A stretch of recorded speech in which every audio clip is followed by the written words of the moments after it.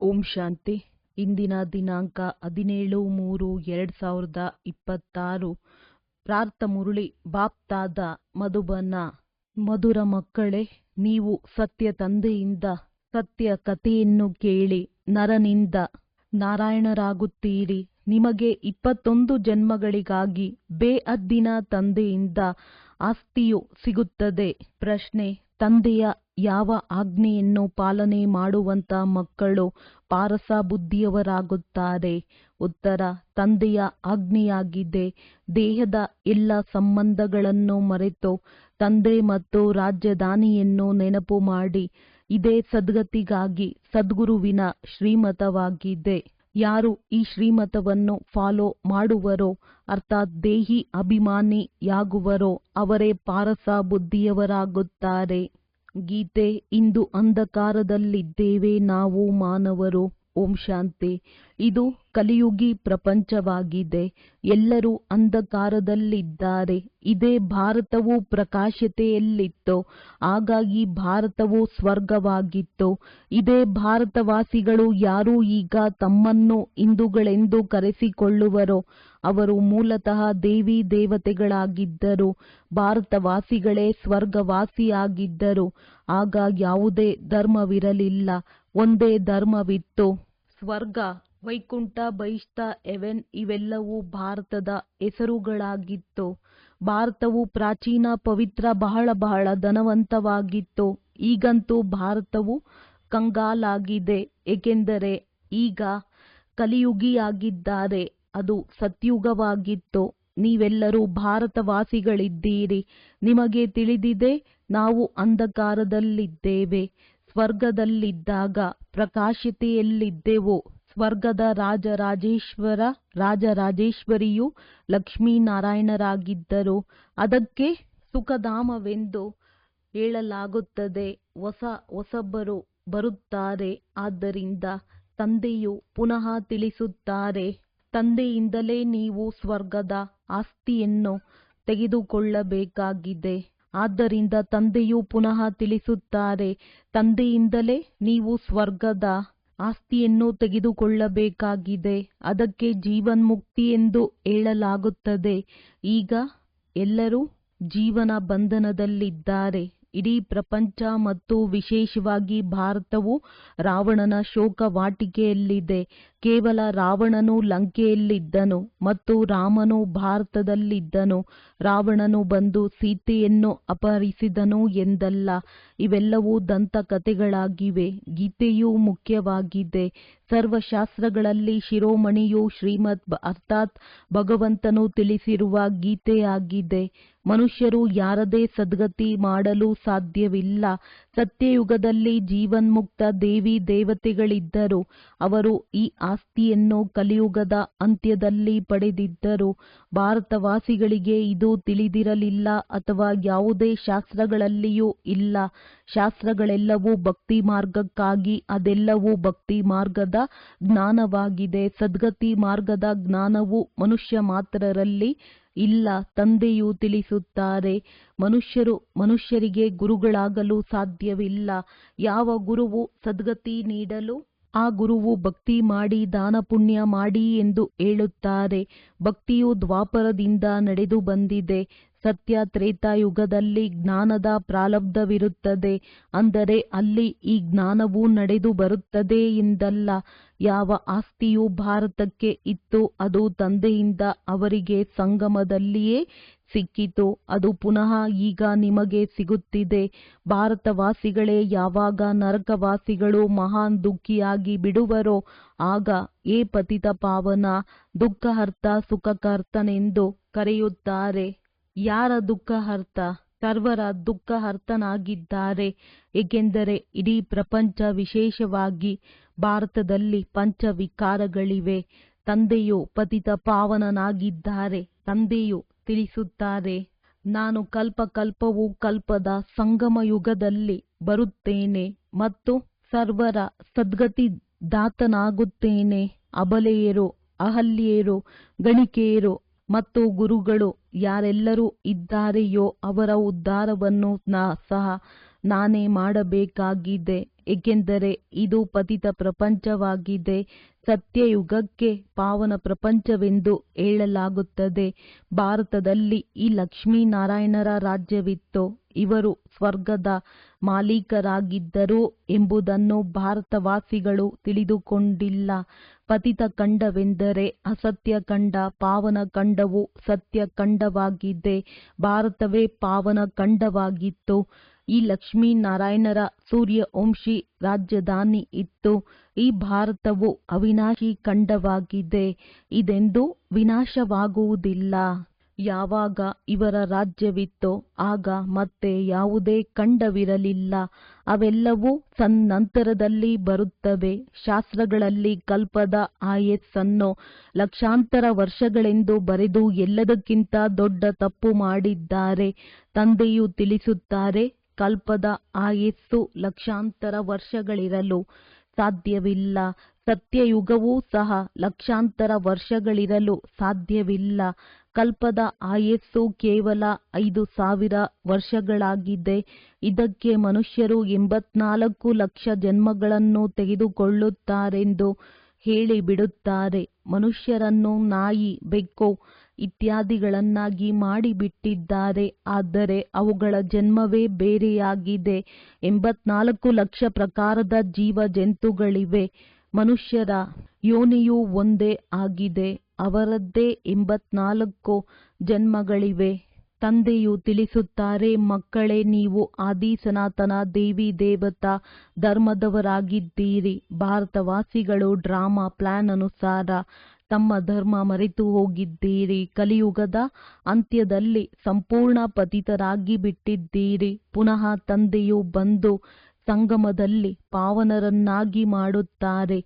ಇದಕ್ಕೆ ದುಃಖಧಾಮವೆಂದು ಹೇಳಲಾಗುತ್ತದೆ. ನಂತರ ಪಾತ್ರವು ಸುಖಧಾಮದಲ್ಲಿರುವುದು. ತಂದೆಯು ತಿಳಿಸುತ್ತಾರೆ, ಏ ಮಕ್ಕಳೇ, ನೀವು ಭಾರತವಾಸಿಗಳೇ ಸ್ವರ್ಗವಾಸಿಯಾಗಿದ್ದೀರಿ. ನಂತರ ನೀವು 84 ಜನ್ಮಗಳ ಏಣಿಯನ್ನು ಇಳಿಯುತ್ತೀರಿ. ಸತೋದಿಂದ ರಜೋ ತಮೋದಲ್ಲಿ ಖಂಡಿತ ಬರಬೇಕಾಗಿದೆ. ನೀವು ದೇವತೆಗಳಷ್ಟು ಧನವಂತರು, ಆರೋಗ್ಯವಂತರು, ಐಶ್ವರ್ಯವಂತರು ಮತ್ಯಾರೂ ಆಗಲು ಸಾಧ್ಯವಿಲ್ಲ. ಭಾರತವು ಎಷ್ಟು ಸಾಹುಕಾರವಾಗಿತ್ತು. ವಜ್ರ ರತ್ನಗಳಂತೂ ದೊಡ್ಡ ದೊಡ್ಡ ಕಲ್ಲುಗಳ ತರಹ ಇದ್ದವು. ತಂದೆಯು ನೀವು ಮಕ್ಕಳಿಗೆ ಸ್ಮೃತಿ ತರಿಸುತ್ತಿದ್ದಾರೆ. ಮಕ್ಕಳೇ, ನಾನು ನಿಮ್ಮನ್ನು ಎಷ್ಟೊಂದು ಸಾಹುಕಾರರನ್ನಾಗಿ ಮಾಡಿದ್ದೆನು. ನೀವು ಸರ್ವಗುಣ ಸಂಪನ್ನರು, 16 ಕಲಾ ಸಂಪೂರ್ಣರಾಗಿದ್ದೀರಿ. ಯಥಾ ರಾಜ ರಾಣಿ ತಥಾ ಪ್ರಜಾ. ಇವರಿಗೆ ಭಗವಾನ್ ಭಗವತಿ ಎಂದು ಹೇಳಬಹುದು. ಆದರೆ ತಂದೆಯು ತಿಳಿಸಿದ್ದಾರೆ, ಭಗವಂತನು ಒಬ್ಬರೇ ಆಗಿದ್ದಾರೆ.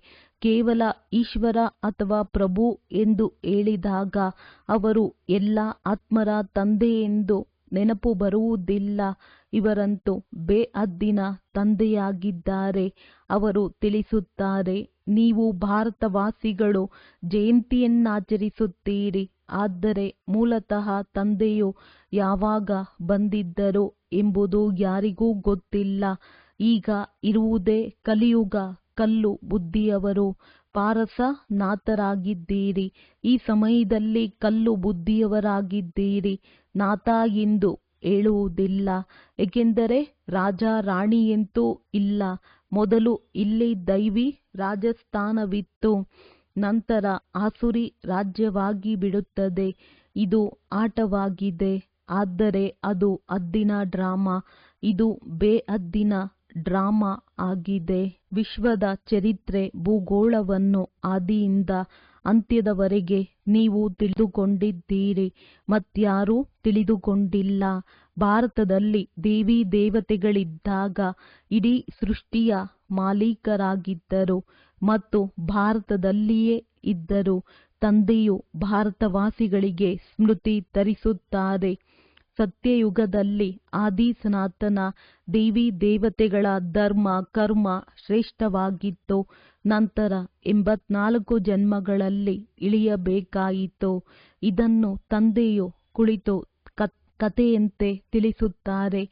ಈಗ ನಿಮ್ಮದು ಬಹಳ ಜನ್ಮಗಳ ಅಂತಿಮ ಜನ್ಮವಾಗಿದೆ. ಕೇವಲ ಒಬ್ಬರ ಮಾತಲ್ಲ ಅಥವಾ ಯುದ್ಧದ ಮೈದಾನವೂ ಇಲ್ಲ.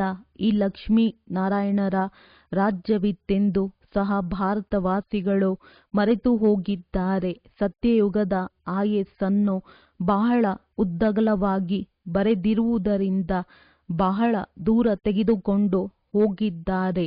ತಂದೆಯು ತಿಳಿಸುತ್ತಾರೆ, ಮನುಷ್ಯರಿಗೆ ಭಗವಂತನೆಂದು ತಿಳಿಯಲು ಸಾಧ್ಯವಿಲ್ಲ. ಮನುಷ್ಯರು ಮನುಷ್ಯರ ಸದ್ಗತಿ ಮಾಡಲು ಸಾಧ್ಯವಿಲ್ಲ.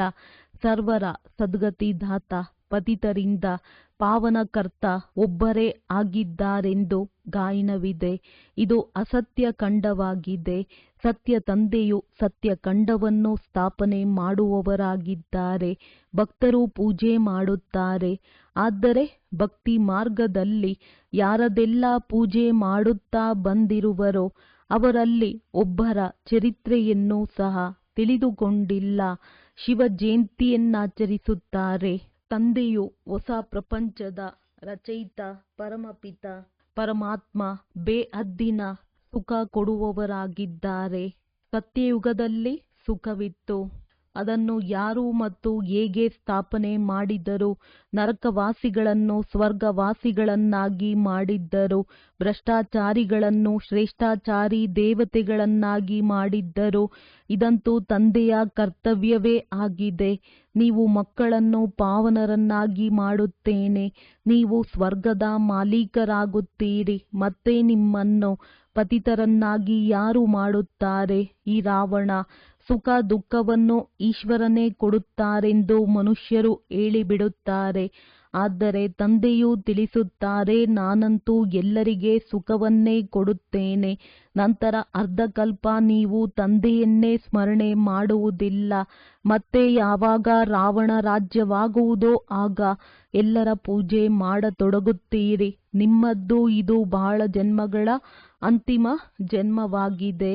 ಬಾಬಾ, ನಾವು ಎಷ್ಟು ಜನ್ಮಗಳನ್ನು ತೆಗೆದುಕೊಂಡಿದ್ದೇವೆ ಎಂದು ಕೇಳುತ್ತಾರೆ. ತಂದೆಯು ತಿಳಿಸುತ್ತಾರೆ, ಮಕ್ಕಳೇ, ನೀವು ತಮ್ಮ ಜನ್ಮಗಳನ್ನು ಅರಿತುಕೊಂಡಿಲ್ಲ. ನೀವು ಪೂರ್ಣ 84 ಜನ್ಮಗಳನ್ನು ತೆಗೆದುಕೊಂಡಿದ್ದೀರಿ. ನೀವು 21 ಜನ್ಮಗಳಿಗಾಗಿ ಬೇಹದ್ದಿನ ತಂದೆಯಿಂದ ಆಸ್ತಿಯನ್ನು ಪಡೆಯಲು, ಅರ್ಥಾತ್ ಸತ್ಯ ತಂದೆಯಿಂದ ಸತ್ಯ ಕಥೆ, ನರನಿಂದ ನಾರಾಯಣನಾಗುವ ಕಥೆಯನ್ನು ಕೇಳುತ್ತೀರಿ. ಇದು ಜ್ಞಾನ, ಅದು ಭಕ್ತಿಯಾಗಿದೆ. ಈ ಆತ್ಮಿಕ ಜ್ಞಾನವನ್ನು ಪರಮಾತ್ಮನೇ ಬಂದು ಕೊಡುತ್ತಾರೆ. ಈಗ ಮಕ್ಕಳು ಆತ್ಮ ಅಭಿಮಾನಿಯಾಗಬೇಕಾಗಿದೆ. ತಮ್ಮನ್ನು ಆತ್ಮನಿಶ್ಚಯ ಮಾಡಿಕೊಂಡು ನನ್ನೊಬ್ಬನನ್ನೇ ನೆನಪು ಮಾಡಿ. ಶಿವ ತಂದೆಯಂತೂ ಎಲ್ಲ ಆತ್ಮರ ತಂದೆಯಾಗಿದ್ದಾರೆ. ಆತ್ಮಗಳೆಲ್ಲರೂ ಪರಮಧಾಮದಿಂದ ಪಾತ್ರವನ್ನಭಿನಯಿಸಲು ಶರೀರದಲ್ಲಿ ಬರುತ್ತೀರಿ. ಇದಕ್ಕೆ ಕರ್ಮಕ್ಷೇತ್ರವೆಂದು ಹೇಳಲಾಗುತ್ತದೆ. ಬಹಳ ದೊಡ್ಡ ಆಟವಾಗಿದೆ. ಆತ್ಮದಲ್ಲಿ ಒಳ್ಳೆಯ ಅಥವಾ ಕೆಟ್ಟ ಸಂಸ್ಕಾರವಿರುತ್ತದೆ. ಅದರನುಸಾರವೇ ಮನುಷ್ಯರಿಗೆ ಒಳ್ಳೆಯ ಅಥವಾ ಕೆಟ್ಟ ಜನ್ಮವೂ ಸಿಗುತ್ತದೆ. ಇವರು ಯಾರು ಪಾವನರಾಗಿದ್ದರೋ ಈಗ ಪತಿತರಾಗಿದ್ದಾರೆ. ತತತ್ವಂ ತಂದೆಯಾದ ನಾನು ಈ ಪರ ರಾವಣನ ಪ್ರಪಂಚ ಪತಿತ ಶರೀರದಲ್ಲಿ ಬರಬೇಕಾಗುತ್ತದೆ ಮತ್ತು ಯಾರು ಮೊದಲ ನಂಬರಿನಲ್ಲಿ ಹೋಗಬೇಕಾಗಿದೆಯೋ ಅವರ ಶರೀರದಲ್ಲಿಯೇ ಬರುತ್ತೇನೆ. ಸೂರ್ಯವಂಶಿಗಳೇ ಪೂರ್ಣ 84 ಜನ್ಮಗಳನ್ನು ತೆಗೆದುಕೊಳ್ಳುತ್ತಾರೆ. ಇವರು ಬ್ರಹ್ಮ ಮತ್ತು ಬ್ರಾಹ್ಮಣರಾಗಿದ್ದಾರೆ. ತಂದೆಯು ನಿತ್ಯವೂ ತಿಳಿಸುತ್ತಾರೆ, ಆದರೆ ಕಲ್ಲು ಬುದ್ಧಿಯವರನ್ನು ಪಾರಸ ಬುದ್ಧಿಯವರನ್ನಾಗಿ ಮಾಡುವುದು ಚಿಕ್ಕಮ್ಮನ ಮನೆಯಂತಲ್ಲ. ಏ ಆತ್ಮರೇ, ಈಗ ದೇಹಿ ಅಭಿಮಾನಿಯಾಗಿರಿ. ಒಬ್ಬ ತಂದೆಯನ್ನು ನೆನಪು ಮಾಡಿ ಮತ್ತು ರಾಜಧಾನಿಯನ್ನು ನೆನಪು ಮಾಡಿ. ದೇಹದ ಸಂಬಂಧಗಳನ್ನು ಬಿಡಿ. ಆಗ ಪಾರಸ ಬುದ್ಧಿಯವರಾಗಿ ಬಿಡುತ್ತೀರಿ. ಎಲ್ಲರೂ ಸಾಯಲೇಬೇಕಾಗಿದೆ. ಎಲ್ಲರದ್ದು ಈಗ ವಾನಪ್ರಸ್ಥ ಸ್ಥಿತಿಯಾಗಿದೆ. ಒಬ್ಬ ಸದ್ಗುರುವಿನ ವಿನಃ ಮತ್ಯಾರೂ ಸದ್ಗತಿದಾತನಾಗಲು ಸಾಧ್ಯವಿಲ್ಲ. ತಂದೆಯು ತಿಳಿಸುತ್ತಾರೆ, ಏ ಭಾರತವಾಸಿ ಮಕ್ಕಳೇ, ನೀವು ಮೊದಲು ಪಾರಸ ಬುದ್ಧಿಯವರಾಗಿದ್ದೀರಿ. ಆತ್ಮರು ಪರಮಾತ್ಮನಿಂದ ಬಹಳ ಕಾಲ ಅಗಲಿದ್ದರು ಎಂದು ಗಾಯನವಿದೆ. ಅಂದಾಗ ಅಂದಾಗ ಮೊಟ್ಟ ಮೊದಲನೆಯ ಭಾರತವಾಸಿ ದೇವಿ ದೇವತಾ ಧರ್ಮದವರು ಬಂದಿದ್ದೀರಿ. ಅನ್ಯ ಧರ್ಮದವರು ಕೊನೆಯಲ್ಲಿ ಬಂದಿದ್ದಾರೆ. ಮತ್ತೆ ಅವರ ಜನ್ಮಗಳು ಕಡಿಮೆ ಇರುತ್ತವೆ. ಇಡೀ ಸೃಷ್ಟಿಯ ವೃಕ್ಷವು ಹೇಗೆ ಸುತ್ತುತ್ತದೆ ಎಂಬುದನ್ನು ತಂದೆಯು ತಿಳಿಸುತ್ತಾರೆ. ಯಾರು ಧಾರಣೆ ಮಾಡುವರೋ ಅವರಿಗಾಗಿ ಬಹಳ ಸಹಜವಾಗಿದೆ. ಆತ್ಮವು ಧಾರಣೆ ಮಾಡಿಕೊಳ್ಳುತ್ತದೆ. ಆತ್ಮವೇ ಪಾಪಾತ್ಮ ಪುಣ್ಯಾತ್ಮನಾಗುತ್ತದೆ. ನಿಮ್ಮದು ಅಂತಿಮ 84ನೆಯ ಜನ್ಮವಾಗಿದೆ. ನೀವು ವಾನಪ್ರಸ್ಥ ಸ್ಥಿತಿಯಲ್ಲಿದ್ದೀರಿ. ವಾನಪ್ರಸ್ಥ ಸ್ಥಿತಿಯವರು ಮಂತ್ರಕ್ಕಾಗಿ ಗುರುಗಳನ್ನು ಮಾಡಿಕೊಳ್ಳುತ್ತಾರೆ. ನೀವೀಗ ಹೊರಗಿನ ಮನುಷ್ಯರನ್ನು ಗುರುಗಳನ್ನಾಗಿ ಮಾಡುವಂತಿಲ್ಲ. ನಿಮ್ಮೆಲ್ಲರ ತಂದೆ ಶಿಕ್ಷಕ ಸದ್ಗುರು ನಾನಾಗಿದ್ದೇನೆ. ಏ ಪತಿತ ಪಾವನ ಶಿವ ತಂದೆ ಎಂದು ನನಗೆ ಹೇಳುತ್ತಾರೆ. ಈಗ ಸ್ಮೃತಿ ಬಂದಿದೆ. ಎಲ್ಲ ಆತ್ಮರಿಗೆ ಅವರು ತಂದೆಯಾಗಿದ್ದಾರೆ. ಆತ್ಮವು ಸತ್ಯ ಚೈತನ್ಯವಾಗಿದೆ, ಏಕೆಂದರೆ ಅಮರನಾಗಿದೆ. ಎಲ್ಲ ಆತ್ಮರಲ್ಲಿ ಪಾತ್ರವು ತುಂಬಲ್ಪಟ್ಟಿದೆ. ತಂದೆಯೂ ಸಹ ಸತ್ಯ ಚೈತನ್ಯವಾಗಿದ್ದಾರೆ. ಮನುಷ್ಯ ಸೃಷ್ಟಿಯ ಬೀಜರೂಪನಾಗಿರುವ ಕಾರಣ ನಾನು ಇಡೀ ವೃಕ್ಷದ ಆದಿ ಮಧ್ಯ ಅಂತ್ಯವನ್ನು ತಿಳಿದುಕೊಂಡಿದ್ದೇನೆ. ಆದ್ದರಿಂದ ನನಗೆ ಜ್ಞಾನಪೂರ್ಣನೆಂದು ಹೇಳುತ್ತಾರೆ. ನಿಮಗೂ ಸಹ ಬೀಜದಿಂದ ಹೇಗೆ ವೃಕ್ಷವಾಗುತ್ತದೆ ಎಂಬುದರ ಸಂಪೂರ್ಣ ಜ್ಞಾನವಿದೆ. ವೃಕ್ಷವು ವೃದ್ಧಿಯಾಗುವುದರಲ್ಲಿ ಸಮಯ ಹಿಡಿಸುತ್ತದೆ. ತಂದೆಯು ತಿಳಿಸುತ್ತಾರೆ, ನಾನು ಬೀಜರೂಪನಾಗಿದ್ದೇನೆ. ಅಂತಿಮದಲ್ಲಿ ಎಲ್ಲವೂ ಜಡ್ಜಡೀಭೂತ ಸ್ಥಿತಿಯನ್ನು ಹೊಂದುತ್ತದೆ. ಈಗ ನೋಡಿ, ದೇವಿ ದೇವತಾ ಧರ್ಮದ ಬುನಾದಿಯೇ ಇಲ್ಲ, ಪ್ರಾಯಲೋಪವಾಗಿದೆ. ಯಾವಾಗ ದೇವಿ ದೇವತಾ ಧರ್ಮವು ಮರೆಯಾಗುವುದೋ ಆಗ ತಂದೆಯು ಬರಬೇಕಾಗುತ್ತದೆ. ಒಂದು ಧರ್ಮದ ಸ್ಥಾಪನೆ ಮಾಡಿ ಉಳಿದೆಲ್ಲದರ ವಿನಾಶ ಮಾಡಿಸುತ್ತಾರೆ. ಪ್ರಜಾಪಿತ ಬ್ರಹ್ಮನ ಮೂಲಕ ತಂದೆಯು ಆದಿ ಸನಾತನ ದೇವಿ ದೇವತಾ ಧರ್ಮದ ಸ್ಥಾಪನೆ ಮಾಡಿಸುತ್ತಿದ್ದಾರೆ. ನೀವು ಭ್ರಷ್ಟಾಚಾರಿಗಳಿಂದ ಶ್ರೇಷ್ಠಾಚಾರಿ ದೇವತೆಗಳಾಗಲು ಬಂದಿದ್ದೀರಿ. ಈ ನಾಟಕವು ಮಾಡಲ್ಪಟ್ಟಿದೆ. ಇದೆಂದೂ ಅಂತ್ಯವಾಗುವುದಿಲ್ಲ. ತಂದೆಯು ಬರುತ್ತಾರೆ. ಆತ್ಮರೆಲ್ಲರೂ ಮೂಲವತನದ ನಿವಾಸಿಗಳು. ಪರಸ್ಪರ ಸಹೋದರರಾಗಿದ್ದೀರಿ. ಆ ಒಬ್ಬ ತಂದೆಯನ್ನೇ ಎಲ್ಲರೂ ನೆನಪು ಮಾಡುತ್ತಾರೆ. ದುಃಖದಲ್ಲಿ ಎಲ್ಲರೂ ಸ್ಮರಣೆ ಮಾಡುವರು. ರಾವಣ ರಾಜ್ಯದಲ್ಲಿ ದುಃಖವಿದೆ, ಇಲ್ಲಿ ಸ್ಮರಣೆ ಮಾಡುತ್ತಾರೆ. ಅಂದಾಗ ಸರ್ವರ ಸದ್ಗತಿ ದಾತನು ಒಬ್ಬರೇ ಆಗಿದ್ದಾರೆ. ಅವರ ಮಹಿಮೆ ಇದೆ. ತಂದೆಯು ಬರದೇ ಇದ್ದರೆ ಪಾವನರನ್ನಾಗಿ ಯಾರು ಮಾಡುವರು? ಕ್ರಿಶ್ಚಿಯನ್, ಇಸ್ಲಾಮಿ ಮೊದಲಾದ ಯಾರೆಲ್ಲ ಇದ್ದಾರೆಯೋ ಎಲ್ಲರೂ ಈ ಸಮಯದಲ್ಲಿ ತಮೋಪ್ರಧಾನರಾಗಿದ್ದಾರೆ. ಎಲ್ಲರೂ ಪುನರ್ಜನ್ಮವನ್ನು ಅವಶ್ಯವಾಗಿ ತೆಗೆದುಕೊಳ್ಳಬೇಕಾಗಿದೆ. ಈಗ ಪುನರ್ಜನ್ಮವು ನರಕದಲ್ಲಿಯೇ ಸಿಗುತ್ತದೆ. ಸುಖದಲ್ಲಿ ಕರೆದುಕೊಂಡು ಹೋಗುತ್ತಾರೆಂದಲ್ಲ. ಹೇಗೆ ಹಿಂದೂ ಧರ್ಮದವರು ಯಾರಾದರೂ ಶರೀರ ಬಿಟ್ಟರೆ ಸ್ವರ್ಗವಾಸಿಯಾದರೆಂದು ಹೇಳುತ್ತಾರೆ, ಅಂದ ಮೇಲೆ ಅವಶ್ಯವಾಗಿ ನರಕದಲ್ಲಿದ್ದರಲ್ಲವೇ? ಈಗ ಸ್ವರ್ಗದಲ್ಲಿ ಹೋದರು ಅಂದ ಮೇಲೆ ನಿಮ್ಮ ಬಾಯಲ್ಲಿ ಗುಲಾಬ್ ಜಾಮೂನ್. ಯಾವಾಗ ಅವರು ಸ್ವರ್ಗವಾಸಿಯಾದರೋ ಅವರಿಗೆ ನರಕದ ಆಸುರಿ ವೈಭವವನ್ನು ಏಕೆ ತಿನ್ನಿಸುತ್ತೀರಿ? ಶ್ರಾದ್ದ ಮಾಡುತ್ತಾರಲ್ಲವೇ? ಬಂಗಾಳದಲ್ಲಿ ಮೀನು, ಮೊಟ್ಟೆ ಇತ್ಯಾದಿಗಳೆಲ್ಲವನ್ನೂ ತಿನ್ನಿಸುತ್ತಾರೆ. ಅರೆ, ಅವರಿಗೆ ಇದೆಲ್ಲವನ್ನು ತಿನ್ನುವ ಅವಶ್ಯಕತೆಯಾದರೂ ಏನಿದೆ? ಯಾವಾಗ ಮೊದಲ ನಂಬರಿನವರೇ 84 ಜನ್ಮಗಳನ್ನು ತೆಗೆದುಕೊಳ್ಳಬೇಕಾಗುತ್ತದೆ. ಅಂದ ಮೇಲೆ ಯಾರೂ ಹಿಂತಿರುಗಿ ಹೋಗಲು ಸಾಧ್ಯವಿಲ್ಲ. ಈ ಜ್ಞಾನದಲ್ಲಿ ಯಾವುದೇ ಕಷ್ಟವಿಲ್ಲ. ಭಕ್ತಿ ಮಾರ್ಗದಲ್ಲಿ ಎಷ್ಟೊಂದು ಪರಿಶ್ರಮವಿದೆ. ರಾಮ ರಾಮ ಎಂದು ಜಪಿಸುತ್ತಾ ರೋಮಾಂಚನವಾಗಿ ನಿಂತು ಬಿಡುತ್ತಾರೆ. ಇದೆಲ್ಲವೂ ಭಕ್ತಿ ಮಾರ್ಗವಾಗಿದೆ. ಈ ಸೂರ್ಯ, ಚಂದ್ರ ಮೊದಲಾದ ಯಾವ ಪ್ರಕಾಶವನ್ನು ನೀಡುವವರಿದ್ದಾರೆ, ಇವರೇನೂ ದೇವತೆಗಳಲ್ಲ. ವಾಸ್ತವದಲ್ಲಿ ಜ್ಞಾನ ಸೂರ್ಯ, ಜ್ಞಾನ ಚಂದ್ರಮ ಮತ್ತು ಜ್ಞಾನ ನಕ್ಷತ್ರಗಳೆಂಬುದು ಇಲ್ಲಿನ ಮಹಿಮೆಯಾಗಿದೆ. ಒಳ್ಳೆಯದು. ಮಧುರಾತಿ ಮಧುರ ಅಗಲಿ ಹೋಗಿ ಮರಳಿ ಸಿಕ್ಕಿರುವ ಮಕ್ಕಳ ಪ್ರತಿ ಮಾತ್ಪಿತಾ ಬಾಪ್ ತಾದಾರವರ ನೆನಪು, ಪ್ರೀತಿ ಹಾಗೂ ಸುಪ್ರಭಾತ. ಆತ್ಮಿಕ ಮಕ್ಕಳಿಗೆ ಆತ್ಮಿಕ ತಂದೆಯ ನಮಸ್ತೆ. ಧಾರಣೆಗಾಗಿ ಮುಖ್ಯ ಸಾರ.